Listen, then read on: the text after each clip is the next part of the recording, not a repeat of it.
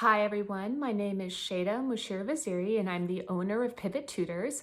We are a San Diego-based private tutoring and test prep company, and we do a lot of private tutoring on the SAT, the ACT, the SAT subject test, as well as a bunch of these AP classes. So today's video is going to be about the ACT policy changes. So this was something that I wanted to make sure that we put out there because when the ACT released their new news just a couple of months ago, we've never had so many excited parents give us a call thrilled about standardized testing. So this was definitely very fun and interesting phone calls, and a couple things came up that I want to make sure that we share and let you guys know what our opinion is about these policy changes. So let's start with what the policy changes for the ACT are. So starting September 2020 and every ACT official test date thereafter, the ACT is going to allow individual section retesting, up to 3 individual sections. So that means that if you're a student that has taken the full length ACT test, so you have to have sat and taken the official test one time.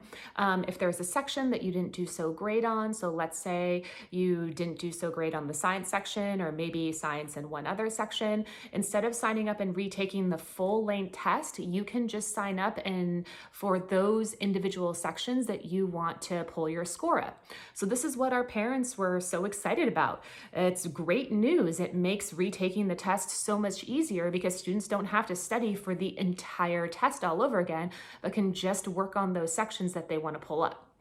So talking to parents, there are a couple caveats that we wanted to make sure that they are aware about.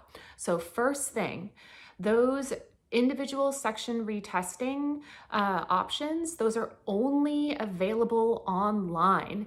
So that means that if one of the sections that they want to take again is reading intensive, and frankly, the entire ACT test is reading intensive, but let's say it was the science section or even the reading section, taking that online is going to be definitely much harder than taking it on paper, because students aren't going to be able to annotate or circle or underline or even draw connections.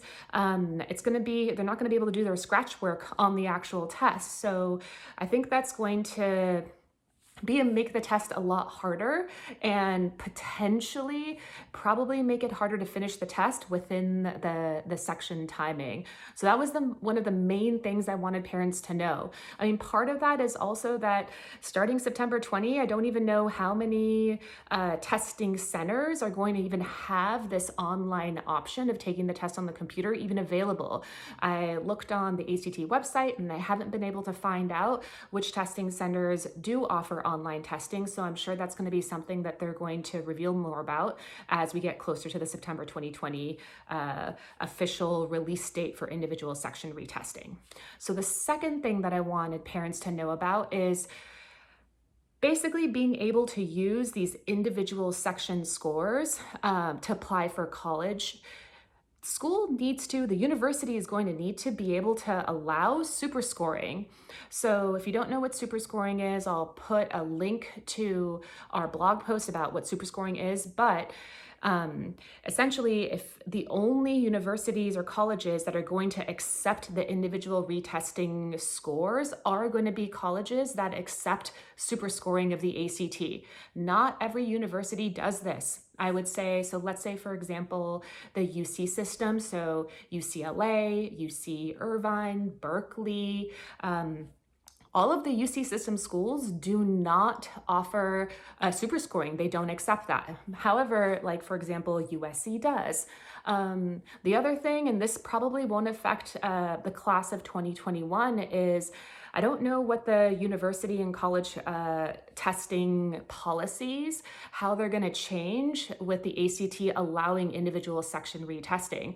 Georgetown released a statement that said that they are not going to allow super scoring. So who knows if that's going to shift or what colleges are going to do. I definitely suspect there's going to be some score inflation, because if students are are able to much more easily improve their scores. The average ACT test score is going to shift up, and this will probably affect students in class of 2021 and on. But I think this is going to be very, very interesting development for standardized testing.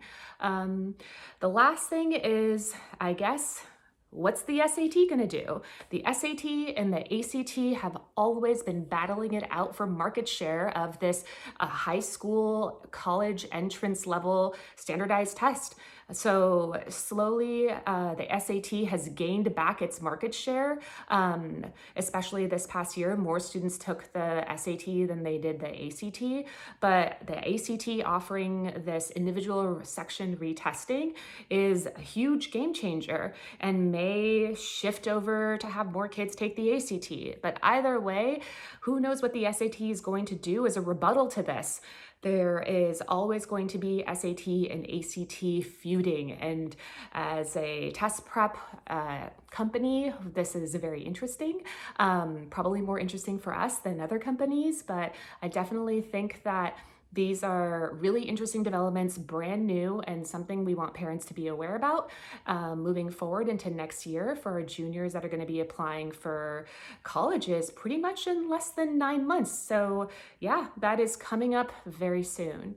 Either way, if you have any questions or comments about this, please do not hesitate to leave a response below on this video. Follow us on Facebook, on Instagram, on YouTube. The more followers, we're going to be posting videos every Tuesday, and we look forward to seeing you on these platforms. Alrighty, hope you're having a great Tuesday. Bye.